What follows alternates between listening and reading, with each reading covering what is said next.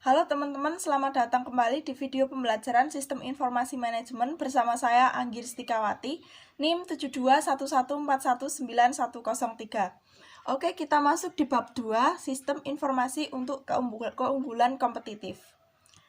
Jadi, apa saja yang akan kita pelajari adalah yang pertama perusahaan dan lingkungannya, lalu yang kedua mengelola aliran sumber daya fisik, manajemen rantai pasokan atau supply chain management, dan keunggulan kompetitif, tantangan dari pesaing-pesaing global, lalu tantangan dalam mengembangkan sistem informasi global, manajemen pengetahuan, perencanaan strategis untuk sumber daya informasi. Masuk ke yang pertama, perusahaan dan lingkungannya. Jadi, di dalam perusahaan terdapat dua jenis aliran sumber daya yang melalui model sistem umum perusahaan. Nah, ada sumber daya fisik dan sumber daya virtual atau sumber daya maya. Nah, mekanisme umpan balik itu memungkinkan aliran sumber daya virtual menghubungkan sumber daya fisik ke mekanisme pengendalian. Nah, mekanisme pengendalian itu apa saja? Ada standar, manajemen, dan pengolahan informasi.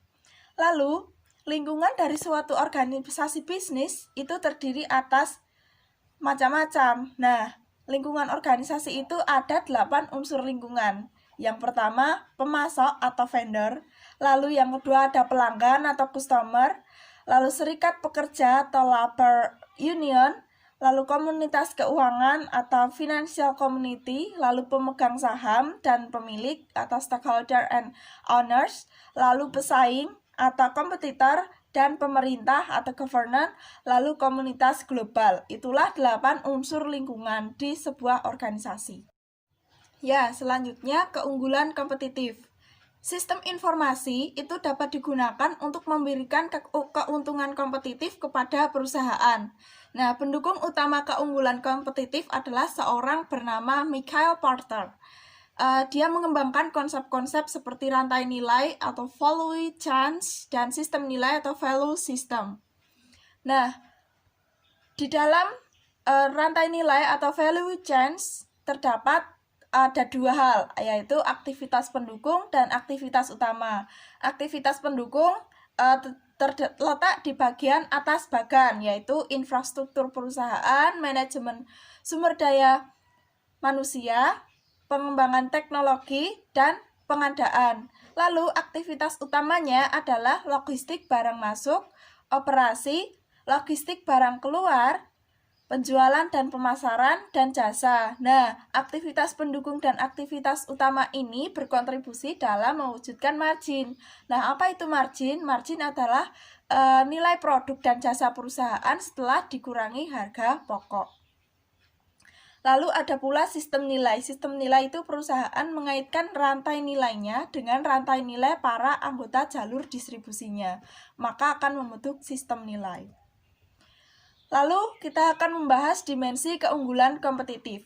Nah, dari sini ada beberapa tingkat manajerial, yaitu manajer tingkat perencanaan strategis, manajer tingkat pengendalian manajemen atau menengah, manajer tingkat pengendalian operasional atau rendah. Nah, manajer tingkat perencanaan strategis itu akan mendapatkan keunggulan strategis jika mempergunakan informasi untuk membedakan perusahaannya dari para pesaing. Nah, dengan informasi itu mereka akan dapat membedakan, lalu mendapat keunggulan strategis. Yang kedua, manajer tingkat pengendalian manajemen atau menengah akan mendapat keunggulan taktis dengan mengerahkan perancangan sistem informasi yang memiliki alat penghubung umum seperti browser web untuk mengakses internet yang memungkinkan pelanggan memiliki akses langsung atas informasi. Nah, dengan demikian maka manajer tingkat pengendalian manajemen atau tingkat menengah mereka akan mendapat keunggulan taktis dengan mengerahkan perancangan sistem informasi seperti browser web. Lalu, manajer tingkat pengendalian operasional atau rendah. Ya, mereka dapat mencapai keunggulan operasional jika mengembangkan sistem informasi yang menawarkan produk-produk komplementer ketika pelanggan mengakses pesanan mereka sebagai salah satu cara untuk bersamaan meningkatkan penjualan dan mendukung kepuasan pelanggan. Jadi, mengembangkan sistem-sistem informasi yang menawarkan produk-produk komplementer kepada pelanggan ketika mereka mengakses web mereka, yang merupakan sebagai salah satu cara untuk secara bersamaan meningkatkan penjualan dan mendukung kepuasan pelanggan. Begitu. Lalu yang berikutnya, tantangan dari pesaing-pesaing global. Nah, perusahaan multinasional atau multinational corporation (MNC) adalah perusahaan yang beroperasi lintas produk, pasar, negara, dan budaya. Nah, mereka ini terdapat perbedaan-perbedaan, yaitu dalam hal jumlah informasi yang dibutuhkan dan juga informasi yang telah dimiliki organisasi. Selain itu, sumber daya yang digunakan MNC pun sangat luas terdistribusi. Nah, sumber daya informasi yang tersebar seperti peranti keras, peranti lunak, pegawai, itu menjadi sulit dikendalikan. Nah, namun MNC dapat mempergunakan pemrosesan informasi untuk mencapai koordinasi yang akan menawarkan beberapa keunggulan nyata. Nah, keuntungan koordinasi itu apa saja? Ada yang pertama, fleksibilitas dalam merespon pesaing dari berbagai negara dan pasar. Yang kedua, kemampuan untuk merespon perubahan yang terjadi di suatu negara. Kemudian, kemampuan untuk menyamai kebutuhan pasar di seluruh dunia, ya, lalu kemampuan untuk berbagi pengetahuan antar unit di berbagai negara. Kemudian mengurangi biaya operasi secara keseluruhan, lalu peningkatan efisiensi dan efektivitas dalam memenuhi kebutuhan pelanggan, dan yang terakhir kemampuan meraih dan mempertahankan keragaman produk perusahaan, dan juga bagaimana produk diproduksi dan didistribusikan. Lalu tantangan dalam mengembangkan sistem informasi global. Nah, perusahaan yang mengembangkan sistem informasi global ini, mereka akan mendapat tantangan-tantangan seperti kendala-kendala politis, rintangan budaya dan komunikasi, masalah-masalah teknologi, dan kurangnya dukungan dari manajemen anak perusahaan. Kita yang pertama dari kendala-kendala politis. Nah, pemerintah nasional di suatu negara tempat anak perusahaan berada, mereka bisa menerapkan beragam pembatasan yang menghambat perusahaan induk memasukkan perusahaan anak ke dalam jaringannya, seperti infrastruktur telepon yang dimiliki dan dioperasi oleh pemerintah setempat. Nah, itu akan menghambat perusahaan induk memasukkan perusahaan anak ke dalam jaringan. Yang kedua, rintangan budaya dan komunikasi. Pembatasan pembelian dan impor peranti keras atau hanya peralatan yang diproduksi di negara itu yang hanya dapat digunakan. Nah, yang selanjutnya pembatasan pemrosesan data. Jadi ada kebijakan data itu harus diproses dan dioperasikan di dalam negerinya. Yang selanjutnya pembatasan komunikasi data atau pembatasan yang dikenakan pada aliran data antar negara. Yang ketiga, kita soroti dari masalah-masalah teknologi. Nah, ada sirkuit telekomunikasi yang sering hanya dapat mengirimkan data dengan kecepatan rendah dan kualitas transmisinya juga buruk. Selain itu, banyak negara-negara yang tidak memperhatikan lisensi perangkat lunak, sehingga mengakibatkan banyak vendor perangkat lunak yang menolak kerjasama. Yang terakhir, kurangnya dukungan dari manajemen anak perusahaan. Jadi, beberapa manajemen perusahaan anak mendapatkan imbalan mereka berdasarkan profitabilitas. Nah, mereka berusaha menghambat solusi korporat yang mereka anggap bahwa itu akan mengurangi pendapatan mereka.